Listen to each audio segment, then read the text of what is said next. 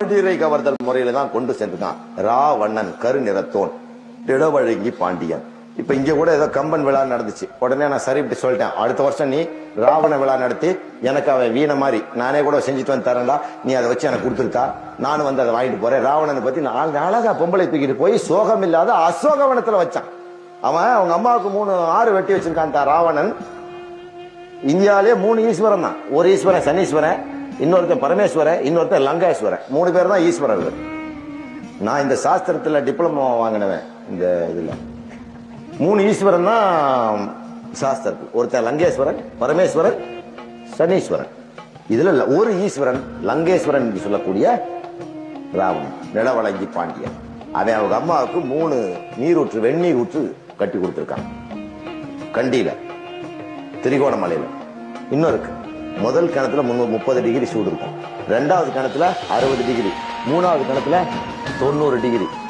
ஏன்னா பூமத்திய ரேகையின் ஒரு குறிப்பிட்ட நீள அளவில் ஒரே அளவுல அவன் பூலோக ரீதியான அறிவுள்ளவன், ஜியாலஜிஸ்ட். அவன் என்ன பண்ணிருக்கிறான், கரெக்டா அந்த இடத்த கணிப்பு போட்டு, அவன் ஒரு பெரிய சயின்டிஸ்ட். அப்பவே புஷ்ப விமானம் வச்சிருக்கான்ல, வந்து டக்குன்னு தூக்கிட்டு போயிட்டான்ல. சீரிய விமானத்துல தான் வந்தேன், இவன் மாதிரி குரங்கையா கூட கூட்டிட்டு போனேன். வந்தான் பிளைட்ல தூக்கிட்டு போயிட்டான். அம்பேத்கர் கேட்பாரு, சிலோனுக்கு தூக்கி போனதுனால பாலம் போட்ட காலடி, சிங்கப்பூர் தூக்கி வந்தா என்னடா பண்ணிரு பண்ணி ஒண்ணும் பண்ணிருக்க மாட்டான். அந்த கிணறு இன்னும் இருக்கு. இந்த முதல் கிணத்துல கையை விட்டீங்கன்னா மேல வரைக்கும் தண்ணி இருக்கும். யார் வேணா இப்ப கூட சிலோனுக்கு போனீங்கன்னா கண்டி கதிர்காமம் தண்ணி எடுத்து ஊத்தீங்கன்னா லேஸ் சூடு, அடுத்து கொஞ்சம் இதமான சூடு, மிதமான சூடு, அதிக உஷ்ணம். 3 கிணறு பக்கத்துல தரமட்டமா இன்னைக்கு வரைக்கும் இருக்கு. ராவணன் தோண்டி வச்சது தன் தாய்க்காக. அவ்வளவு தாய்ப்பாசம் உள்ளவன், அறிஞன், ஒழுக்கமானவன். கடைசி வரைக்கும் ஏகபத்தினி விரதனா இருந்து தண்ணி ஊத்தினான். அவங்க அம்மா செத்து மடியில கிடக்கும்போது கூட மண்டோதரி என்ன வடவோ நெறிந்த கணையால் இறந்தது அறமோன்னு கேட்டுதான் அழுதான். ஒரு செத்தது கடல அவன், ஒரு வடவோ நெறிந்த கணையால் இறந்தது அறமோ. ஒரு வடக்கத்து நாய் அதை வந்து ஒரு அம்படிச்சு உன்னை கொண்டுட்டானடா, நீ என்னடா வித்த கத்த அப்படின்னா அழுதான். அதனாலதான் இந்த விடுதலை புலிகளுடைய இங்கிலீஷ் பத்திரிகைக்கு பேரு ஹாட் ஸ்பிரிங், வெந்நீர் ஊற்று.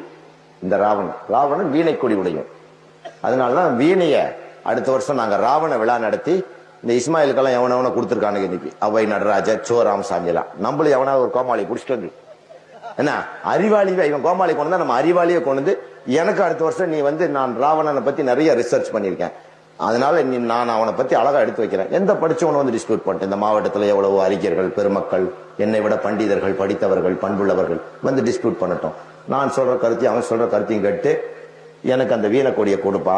வீணை சின்ன ராவணனோட சின்னத்தை நீ அடுத்த வருஷம் பாருங்க. ஏன்னா